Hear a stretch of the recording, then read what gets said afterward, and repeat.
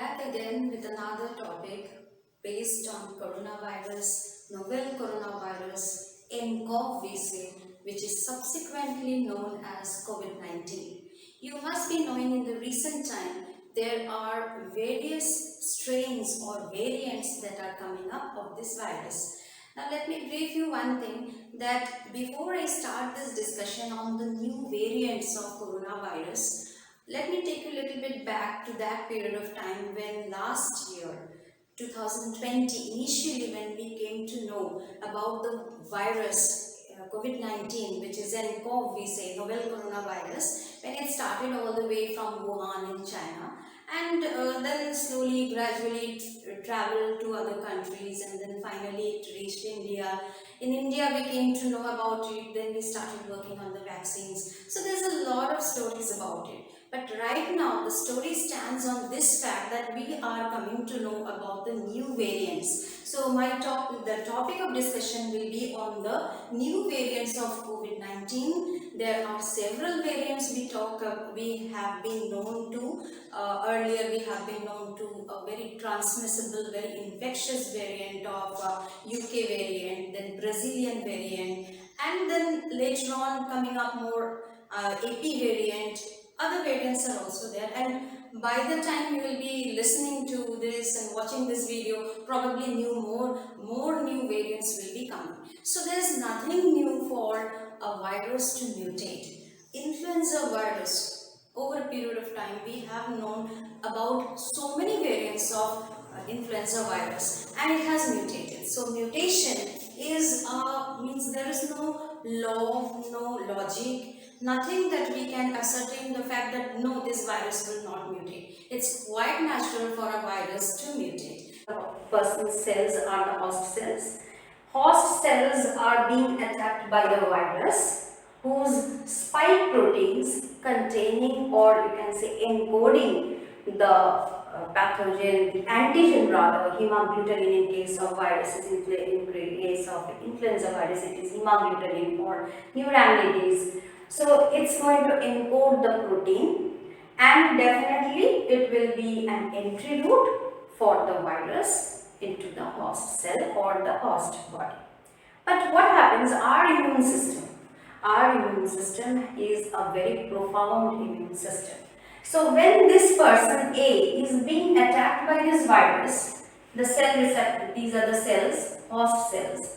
These host cells are producing antibodies that are denoted by YY, we say. It attaches to the spike proteins. Say this is the area of the spike protein where it is encoding the hemagglutinin is a glycoprotein. In this case, it is binding onto this protein, this glycoprotein, our antibodies. Let me draw it in this way so that you can understand. Host cell antibodies are binding onto the glycoproteins, that is the hemagglutinin, which is the antigen, and it is trying to attack it and kill the virus, so that the host cell is being safe.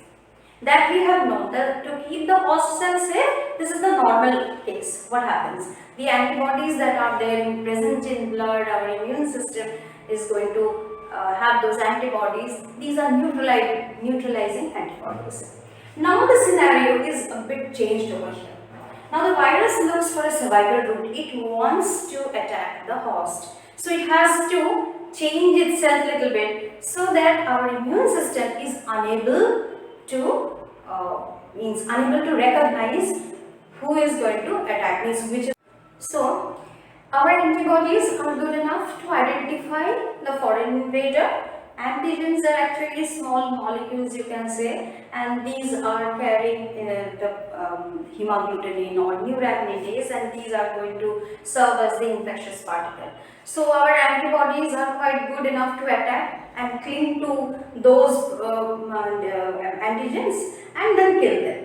Even our vaccines have this responsibility. When our immune system is trying to do it and unable to do so, our vaccines are doing the same work. What our vaccines are doing? Our vaccines are also trying to attack those antigens by inducing the immune response which will be supplied by the antibodies. Vaccines will develop antibodies by first of all recognizing which antigen it had been attacked with. It has a good immunological memory also. It remembers its enemy, that yes, this was the virus, it had attacked earlier, and now when it attacks, I am going to bind it with the proteins and I am going to keep my host cell and my body safe. This is the work of the vaccine and our body's immune system.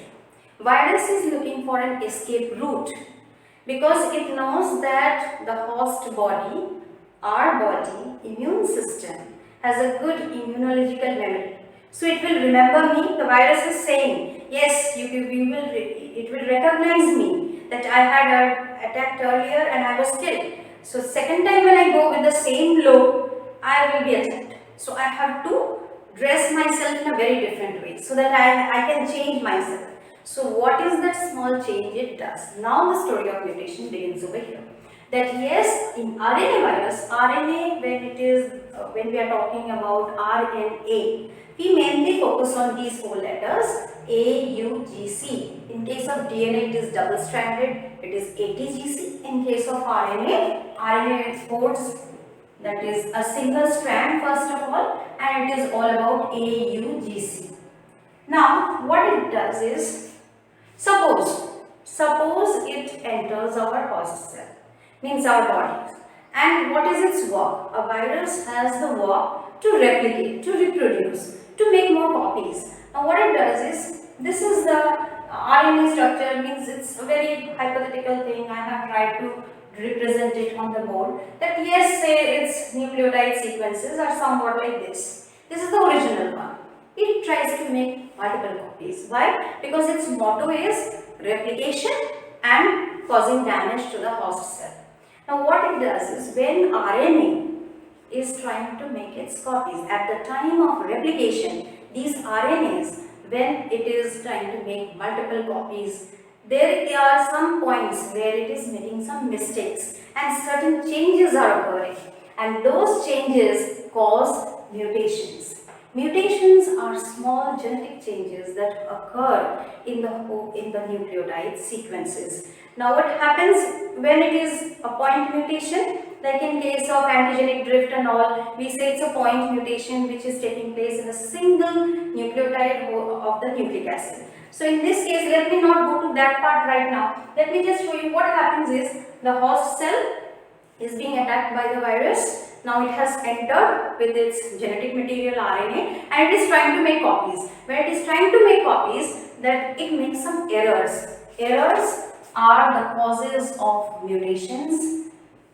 Errors means some mistakes. Like earlier the sequence, and this is a very imaginative work I have done over here. So let's look at the sequence. As I have earlier stressed on the errors, the small genetic changes, as it is RNA genome we are talking about. So naturally the changes will take place in RNA genetic sequence. It's not that the entire sequence gets changed. All genetic changes are not leading to these sort of mutations. There are slight changes that occur. Maybe a small change can even affect. What happens is, say the sequence earlier means when it was starting with this sequence AAG, UAGC. When we are talking about RNA, we cannot put the letter T because its RNA means AUGC. So I have just put in this sequence. Say this is the sequence, genetic sequence, and there are some mistakes made by this virus, and those mistakes, are leading to small changes. Earlier it was AAG, UAGC, and now it has become, say at this point, there is a slight change. Instead of A, it's U. Again it is having A. Again it is having G. Then it is again, instead of U, it's having A. Then again it's having the same sequence. So while copying, this was the original one and this is the copied one. It's not that in all locations it has changed. It has changed only at some points. So small mutations which are occurring can lead to encoding proteins which are different type. That means the whole of the structure gets changed entirely. That is not the point. A small change can even be enough or sufficient to have the different set of spike protein. Earlier, the origination, when we started with the virus, it looked something like this. And you can see how it is looking. It's by the look only you can understand that yes, it was something looking like this. Now the coat proteins means this change can lead to changes in the protein coat, and that will be instigating the spike protein. So in this case we found that small change at 2 points resulted a substrain of the virus. And what was the reason? The reason was mutation. Small genetic changes or errors that lead to a different strain of virus and that causes mutation. Now in case of coronavirus, we are hearing double mutant, triple mutant. Mutation can take place at a certain point, or in case of novel coronavirus, the nucleotide is a very large one, so it's prone to make errors at multiple locations. It can make errors at different locations. So maybe genetic changes or mutations at one point several number of times, or maybe multiple locations errors it is making because it is lacking the proof reading activity that will be able to correct. Like when we make some mistakes, what do? Our computers, we make a spelling mistake. There is spell checker option. It automatically checks. But in case of RNA viruses, that spell checker option like thing is present, that proofreading is present. But as the nucleotide sequence is a very large one, so it's likely to make errors, and those errors will lead to mutations, and those mutations will be able to encode different set of proteins, not entirely, but some of the code proteins will be changing. Henceforth, we will have a new substrain of the same virus. As I have said, there are some other RNA viruses also. When I will be making a separate video on that, then I will be talking about it. There is hepatitis C, E, there is influenza virus, Ebola is there. So it falls under the Variants classification. You will find it under group 3, 4 and 5. You will find it. So I am not going into that. What I am focused right now is on the new variants, how the new variants have arisen.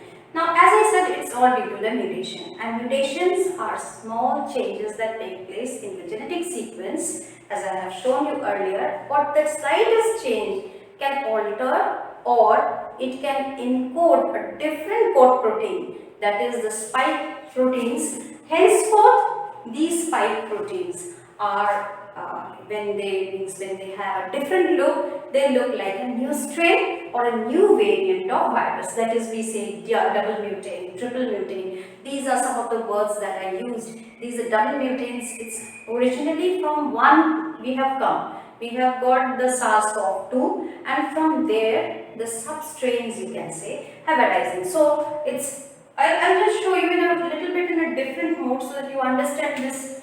Like say this is the genetic sequence. Earlier it was this. Say the pattern was like this. Now when a small genetic changes take place, say from here, this point, there is a certain change, and we found it was over here, this change. This small thing is good enough and sufficient for that change that we found in the code proteins, that is the surface receptors, where you will find encoding the protein hemagglutinin or neuraminidase. In case of influenza virus, that's going to code a different protein. So that's how we got the substrate. So from here, due to mutation, we may get a substrain like this. This is the original. SARS-CoV-2 has taken 1 year almost. If I am going to look at the duration, mutation is not a process which is going to be very rapid.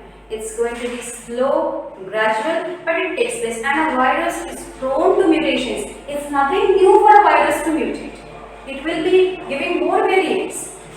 And we need to, then the question comes about vaccination, whether it will work or not. So if there is, in case of coronavirus, what happens is there are genetic changes found in more than two sequence changes have taken place, more than that. So that's how we have got different strains. Genetic changes, which we know of small changes, accumulations of these changes, accumulations of the mutations are resulting in antigenic drift. Antigenic drift is actually the causes mutation in a virus, which is enough, a small change is enough for the virus to code a different code protein. So you can say the spike proteins, and all the way what we have got due to mutations, two substrains of the same virus. The parent virus, which we started off, had the code protein which looks like this, and here you will find only at 2 points I have changed. It has got a different look. It's not the entire thing has changed. Maximum look is that of the parent strain, but 2 points you can say I have tried to give a different look. So a small change is good enough to create that the different code protein and get a different strain of virus. It's not a new virus, it's the same virus with a new strain or a new variant, and the cause is mutation or antigenic drift. Antigenic drift is means it can be treated with antibodies and drugs. It can be treated, and it takes some time to do it. In case of coronavirus, we have seen that over the year it has happened. And another substrate you can see, that is here I have tried to create for you so that you understand. Here it was at 2 points, here it is at 3 points, but still the look is almost similar. So it's coming from the same virus, new strains, new variants, and we have all the different strains. This UK strain, Brazilian strain, and AP strain, West Bengal strain. These are actually coming due to mutations. Mutations are causes for antigenic drift. Do not mix up with genetic drift at all. Genetic drift is a completely different phenomenon. What our immune system, when it is unable to deal with this matter, we have vaccines. Again, we need to see.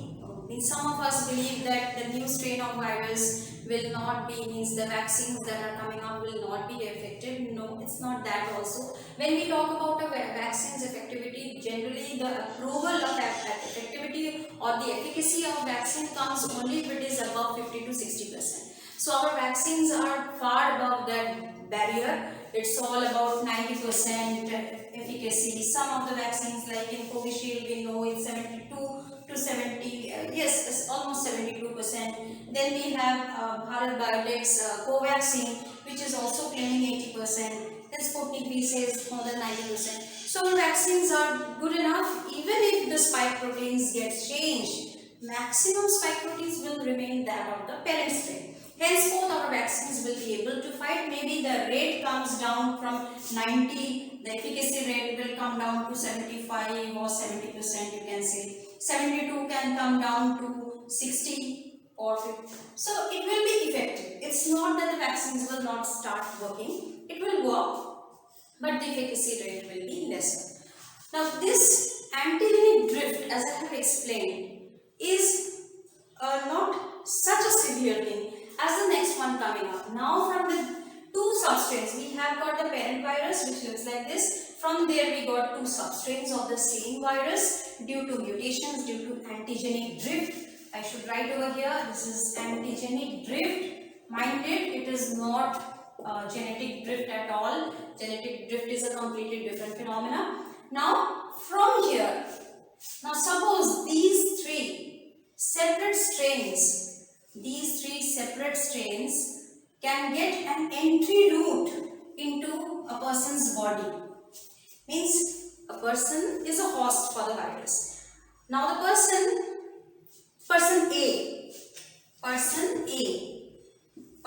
A is having all the three substrains of the same virus. This was the parent strain, this is the A, this is the B substrain, and all the way it gets the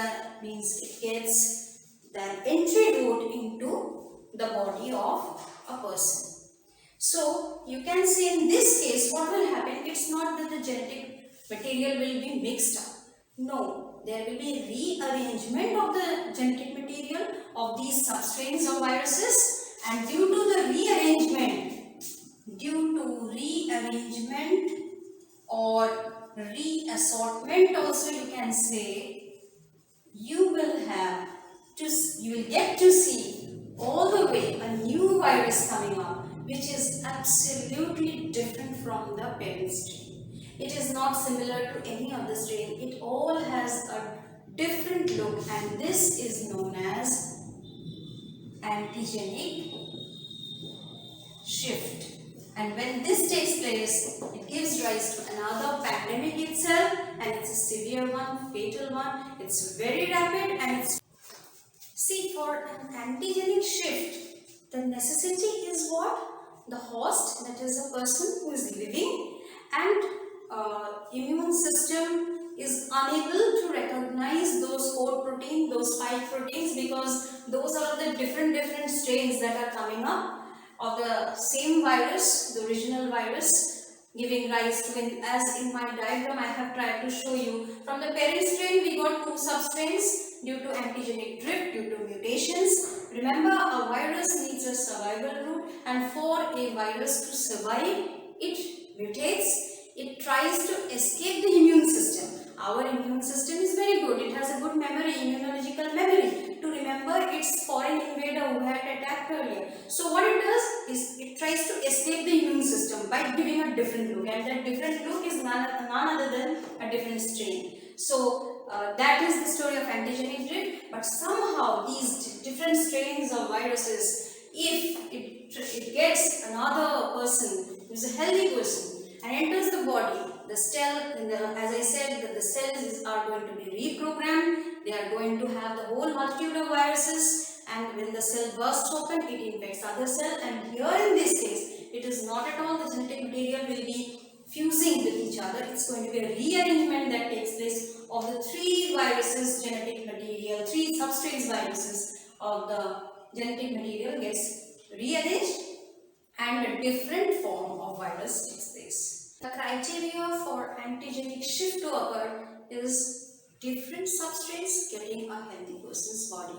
And in this case, will the vaccines work? Sorry to say, no, the vaccines, because why the vaccines may not work or will not work, the reason is it's a new form.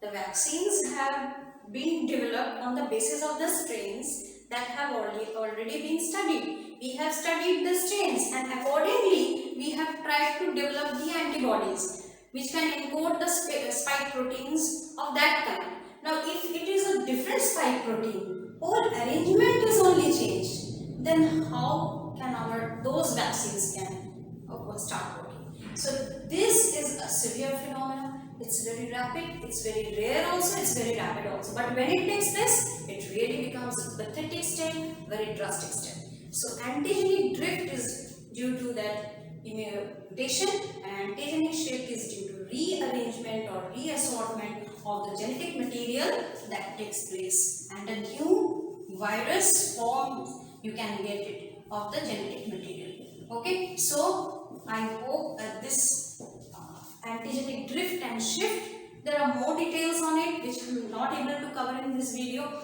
I hope that you will be encouraging me with my work, so that I can come up with all the videos which can be related to these topics, and detailed account on antigenic drift and shift, where I will be talking about hemagglutinin and neuraminidase, how the activity takes place in a virus, and I can talk about it. For the time being, please support me, of course. Without your support, I am nothing over here, so it's your support which can help me bring you more of the material. Thank you for being with me.